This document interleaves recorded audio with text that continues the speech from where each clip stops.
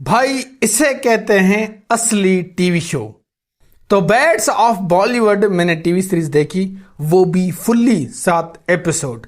Literally मैं पहली बार back to back 7 episode देखे किसी सीरीज के। 45% बैटरी थी भाई, 9% हो गई। मैं फुल्ली शॉक में कि भाई मैं क्या कर रहा हूं।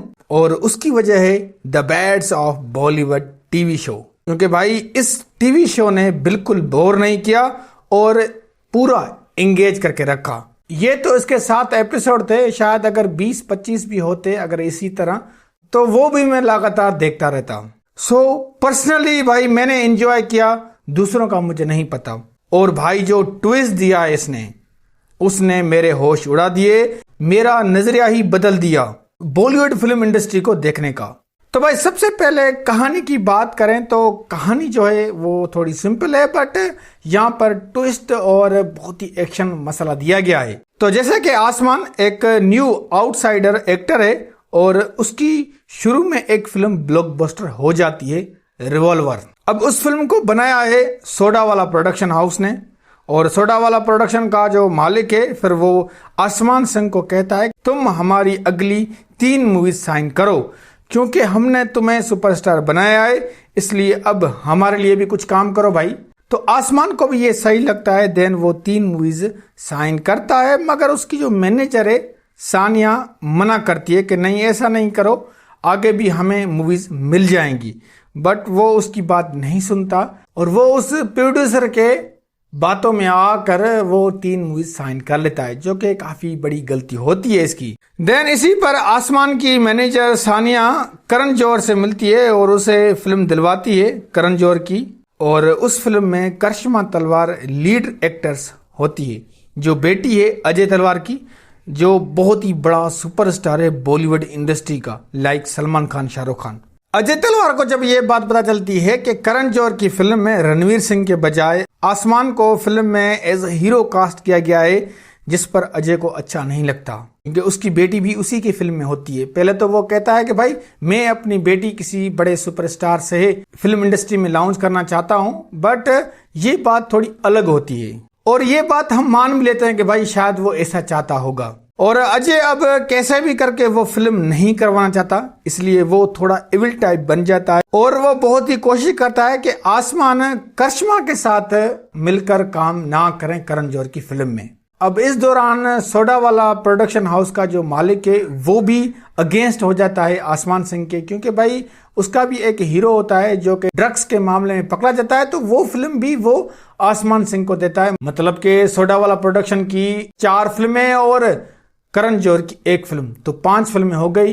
तो इसी पर आसमान जो होता है वो थोड़ा कंफ्यूज हो जाता है, तो वो सोडावाला प्रोडक्शन हाउस को मना कर देता है मैं तुम्हारी मूवीज नहीं करूंगा, जिस पर वो भी उसके अगेंस्ट हो जाता है और फिर वो उस पर केस कर देता है। और इसी पर आसमान बहुत ज्यादा परेशान हो जाता है। देन परवेज जो उसका आसमान का दोस्त होता है, जिगरी दोस्त, तो वो उसकी हेल्प करता है, मगर थोड़े बुरे तरीके से, क्योंकि उसका जो ताल्लुक होता है थोड़े बहुत अंडरवर्ल्ड से होता है।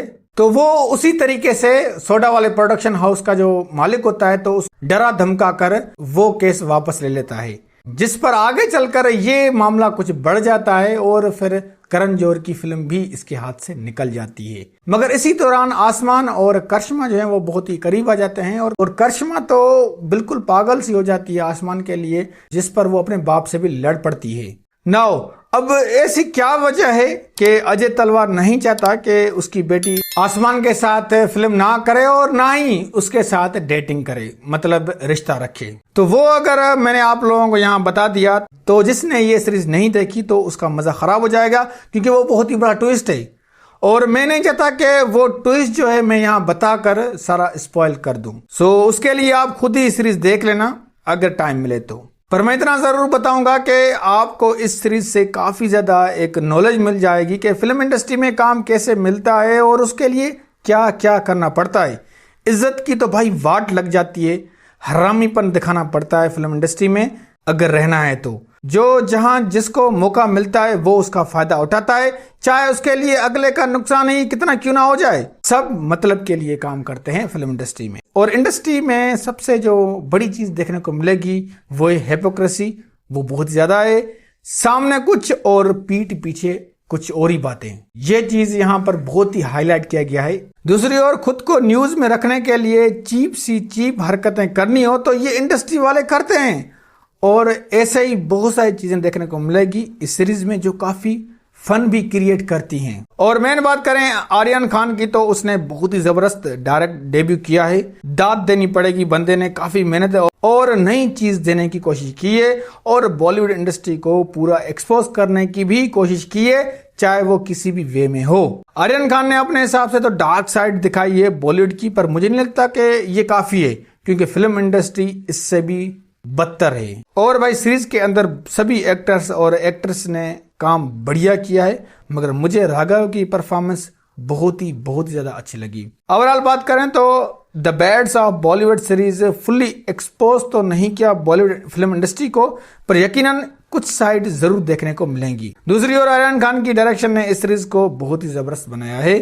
अगर आप ये सीरीज देखना चाहते हो तो देखो, पर बता दूं कि बहुत गालियां हैं इस सीरीज में। भाई बता रहा हूं, बहुत गालियां हैं। रियल लाइफ में जितनी भी हम लोग गालियां देते हैं ना, वो सब की सब इस सीरीज में सुनने को मिलेंगी।